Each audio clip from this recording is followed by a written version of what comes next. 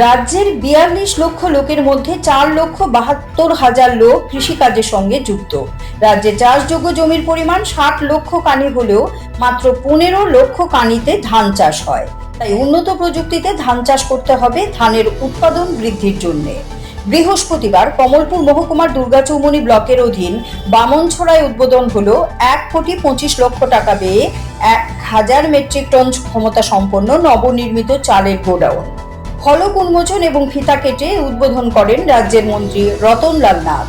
সেখানে বক্তব্য রাখতে গিয়ে এই কথাগুলো বলেন কৃষিমন্ত্রী রতনলাল নাথ।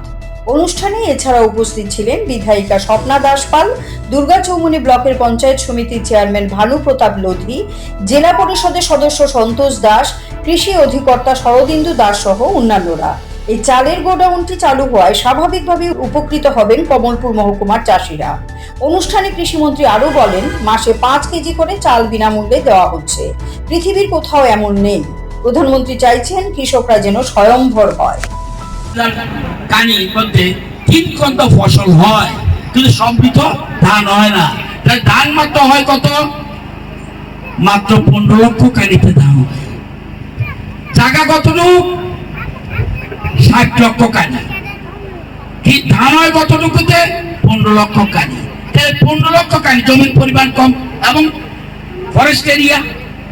সেই জন্য আপনাকে অল্প জমিতে বেশি ফসল কিভাবে হবে, এই জন্য আধুনিক কৃষি বিজ্ঞান, ওই যেমন কৃষি বিজ্ঞান কেন্দ্র আছে, এখানে বিএলডব্লিউ সেন্টার আছে, আমাদের এগ্রিকালচার ডিপার্টমেন্ট আছে, আরো আধুনিক পদ্ধতিতে।